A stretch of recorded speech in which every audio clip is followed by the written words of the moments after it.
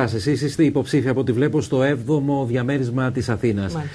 Αφενός, γιατί οι πολίτες θα πρέπει να στηρίξουν τον συνδυασμό του κυρίου Καμίνη σε αυτήν την εκλογική αναμέτρηση, και φυσικά επειδή είδα στο φυλάδιό σας ότι έχετε ασχοληθεί πολύ με τον αθλητισμό, θέλω να μου πείτε και το όραμά σας για μια Αθήνα με περισσότερο αθλητισμό. Να σας πω, κύριε Κανούση, υπήρξα παίκτρια στην καλαθοσφαίριση. Άλλη μία εικόνα στην Αθήνα, κατελημμένα γήπεδα, λίγες πλατείες έχουμε και εκεί βλέπουμε και οι παιδικές χαρές σε χαλασμένες κούνιες, κινδυνεύουν πραγματικά τα παιδιά. Γι' αυτό θέλω πραγματικά να ασχοληθώ και με αυτό το κομμάτι. Επίσης, στην 7η εκλογική περιφέρεια, να σας πω κάτι που παρέλειψα προηγουμένως, είναι και το νοσοκομείο Ελπής που είναι η κυρία Κατσαμπέ πρόεδρος. Και πραγματικά οι εργαζόμενοι εκεί δίνουν μεγάλη μάχη καθημερινά και φιλότιμο και δουλεύουν, και ο πρόεδρος, ο διοικητής, ο καινούριος, είναι ένας πολύ αξιόλογος άνθρωπος που τρέχει από το πρωί μέχρι το βράδυ. Είναι ένα πολύ ωραίο νοσοκομείο, ένα από τα λίγα που μπορώ να πω ότι μπορούν και λειτουργούν έτσι και με φιλότιμο των εργαζομένων. Και να μην παρεξηγηθώ προηγουμένως για την καθαριότητα, και εκεί οι εργαζόμενοι δίνουν μάχη καθημερινά, γιατί όντως είναι πάρα πολύ δύσκολες και οι ώρες που βγαίνουν να λειτουργήσουν, και στο 6ο διαμέρισμα και στην Ομόνια, όπου υπάρχει σοβαρό πρόβλημα και με τους ναρκωμανείς και με την παραβατικότητα που υπάρχει. Όντως είναι υπεράνω των δυνατοτήτων, φαντάζομαι, αλλά σίγουρα ότι μπορούν να γίνουν και παραπάνω πράγματα από αυτά που έχουν γίνει μέχρι τώρα. Κυρία Κατσαμπέ, το ίδιο ερώτημα το απευθύνω και σε εσάς. Γιατί ο Νικήτας ο Κακλαμάνης θα πρέπει να έχει άλλη μια ευκαιρία, άλλα 4 χρόνια στον Δήμο της Αθήνας? Βεβαίως, κύριε Κανούση, γιατί ο Νικήτας ο Κακλαμάνης, παρόλο που έχει επικοινωνιακό χάρισμα, δεν επαναπαύεται καθόλου σε αυτό.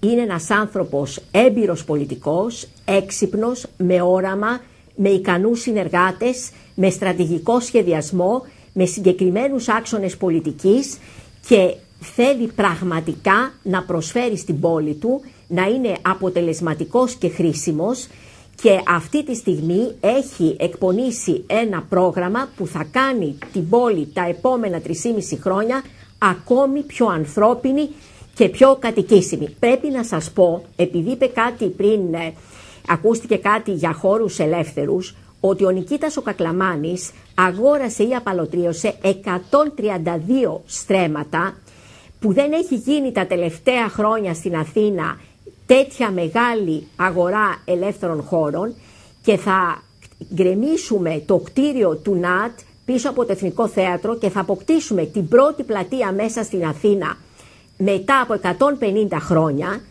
Έκανε 17 καινούριους χώρους πρασίνους. Πρέπει να σας πω ότι το Άλσος Προμπονά είναι ένα αριστούργημα, όπως και το Άλσος Ριζάρι, και επίσης έκανε πιο όμορφους και πιο περιποιημένους άλλους 24 χώρους πρασίνου της Αθήνας.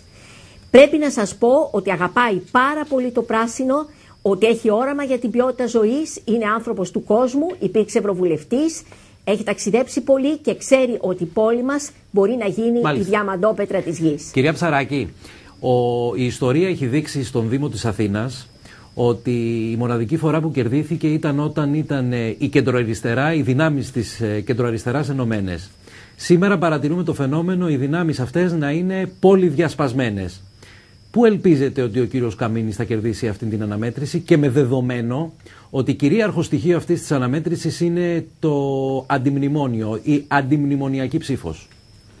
Κύριε Κανούση, δεν φταίει το μνημόνιο που η Ελλάδα περνάει δύσκολες στιγμές. Εσείς είστε υπέρ του μνημονίου, κυρία Ψαράκη? Γνωρίζουμε καλά τα αδραγαθήματα της κυβέρνησης της Νέας Δημοκρατίας. Δεν φταίει το μνημόνιο για το Δήμο της Αθήνας.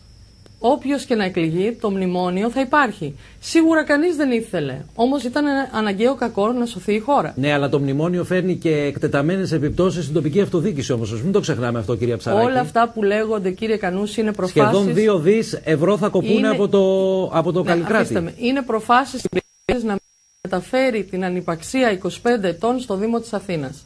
Το ζητούμενο είναι η τοπική αυτοδιοίκηση να ανακουφίσει τους δημότες, ιδιαίτερα τους πιο αδύναμους από τις συνέπειες της οικονομικής κρίσης και του μνημονίου.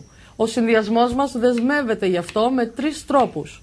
Πρώτον, στρέφοντας όλους τους δυνατούς πόρους του προϋπολογισμού του Δήμου σε κοινωνικές υπηρεσίες για να στηρίξουμε τις επίγουσες ανάγκες των πολιτών που πλήττονται σε συνθήκες κρίσης. Δεύτερον, με πραγματική αποκέντρωση του προϋπολογισμού σε επίπεδο του κάθε διαμερίσματος. Με συμμετοχικό προϋπολογισμό Κυρία που Ψαράκη, επιτρέπει. Αφήστε με να ολοκληρώσω, να σας πω κάποια πράγματα του προγράμματός μας. Σας ρώτησα όμως ότι σήμερα η κεντροαριστερά στον Δήμο της Αθήνας είναι πολυδιασπασμένη. Οι δυνάμεις της κεντροαριστεράς. Πού ελπίζει ο συνδυασμός του κυρίου Καμίνη ότι θα έχει ανταπόκριση προκειμένου να κερδίσει αυτήν την εκλογική μάχη? Δεν είναι έτσι ακριβώς, όπως τα λέτε, κύριε Κανούση. Αλλά αυτή τη στιγμή το συνδυασμό δικαίωμα στην πόλη τον στηρίζουν τέσσερις πολιτικοί φορείς. Γιατί είναι πολύ διασπασμένες. Είναι το ΠΑΣΟΚ, όπως σας είπα προηγουμένως, η Δημοκρατική Αριστερά, οι Οικολόγοι Πράσινοι και οι Δημότες της Αθήνας. Οι Δημότες της Αθήνας είναι ο τέταρτος φορέας. Θα το δούμε τη δεύτερη Κυριακή, οπωσδήποτε. Ωραία. Εγώ αυτό που θα ήθελα να δεν με αφήσατε όμως να σας πω τρία πράγματα που έχει το πρόγραμμά μας για το μνημόνιο, όπως είπατε προηγουμένως, να ελαφρύνουμε τουλάχιστον τους δημότες από την κρίση. Και αναλαμβάνοντας συγκεκριμένες πρωτοβουλίες για τη στήριξη της οικονομικής δραστηριότητας, την εγκατάσταση νέων επιχειρήσεων στην πόλη και την ενθάρρυνση της καινοτομίας. Αυτά τα τρία πράγματα που σας ανέφερα προηγουμένως είναι μέσα στο πρόγραμμά μας για το αντιμνημόνιο, τέλος πάντων, για το θέμα της κρίσης. Εγώ κύριε Κανούση, θα ήθελα να ακούσω πώς θα γίνουν αυτά, διότι πρέπει να πω ότι σαν πρόεδρος της Εταιρείας Τουριστικής και Οικονομικής Ανάπτυξης Αθήνας έχουμε σαν πρώτη προτεραιότητα την τόνωση της εμπορικής δραστηριότητας στο κέντρο της Αθήνας, της προσέλκυσης διεθνών συνεδρίων. Έχουμε συγκεκριμένες προτάσεις. Εγώ αυτά τα ακούω λίγο σαν ευχολόγια. Να ρίξω στη κοινωνική πολιτική. Βεβαίως, εγώ σας ανέφερα κάποιους άξονες κοινωνικής πολιτικής. Συγκεκριμένους, κοστολογημένους, που ήδη υπάρχουν και τρέχουν και βελτιώνονται καθημερινά. Δεν μ' αρέσει να ακούω συνέχεια ότι θα κάνω κάτι χωρίς να λέω το πώς θα το κάνω. Πώς. Αυτό θέλω να ξέρω. Μάλιστα. Κυρία Πανταζή, να έρθω και σε εσάς για να κλείσουμε και την σημερινή μας εκπομπή. Μου λένε ότι ένα κυρίαρχο στοιχείο το οποίο υπάρχει στον νέο Δήμο είναι το πράσινο και η διαφύλαξή του.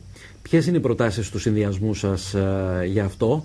Και επειδή ζούμε μια εποχή ιδιαιτέρως δύσκολη σε ό,τι αφορά την ποιότητα ζωής, ποιοι είναι οι κυρίαρχοι στόχοι του συνδυασμού προς αυτή την κατεύθυνση? Θα ήθελα να σας πω ότι μια δεκαετία συμμετοχής μου και προσφοράς εμπειρίας και γνώσης ως αντιδήμαρχος Πρασίνου και Περιβάλλοντος ήταν πολύ σημαντική. Ακούγεται λίγο παρανοϊκό και πρέπει να το πω σε τέτοιους δήμους όπως είναι παραδείγματος χάρη η Φιλοθέη, όπως είναι το Ψυχικό, όπως είναι η Κηφισιά, να μιλάμε για ενίσχυση πρασίνου. Κι όμως είναι γεγονός ότι και ο κόσμος το θέλει, αλλά είναι και απέτηση μεγάλη των πολιτών να ενισχυθεί ακόμα περισσότερο. Σαφώς, και πιστεύω ότι αυτό που πραγματικά που γίνεται και πρέπει να συνεχιστεί και να γίνεται, Φιλοθέη και Ψυχικό, να γίνει και στο νέο Ψυχικό αυτή τη στιγμή. Και μην ξεχνάμε, δίπλα είναι και τα τουρκοβούνια, δίπλα στη Φιλοθέη, Ψυχικό, όπου υπάρχει ένας σύνδεσμος που έχουμε δημιουργήσει. Εγώ είμαι αντιπρόεδρος στο αυτό το σύνδεσμο, όπου έχουμε κάνει μεγάλη προσπάθεια για την ανάπλαση των τουρκοβουνίων και έχουμε δώσει μια πολύ μεγάλη μάχη και από το Δήμο μας και για όλο το εγκαλοπέδιο. Το πράσινο λοιπόν αποτελεί πολύ, πολύ σημαντικό στόχο και είναι ποιότητα και πολιτισμός. Και πιστεύω ότι πρέπει να προχωρήσουμε και να συνεχίσουμε να συνεχίσουμε για το πράσινο, να αντικαταστήσουμε δέντρα, ξερά. Υπάρχει πράγματι ένα πολύ μεγάλο κομμάτι, τα οποία είναι κορμί δέντρων, ξεροί, που πρέπει να γίνει και να αντικατασταθούν.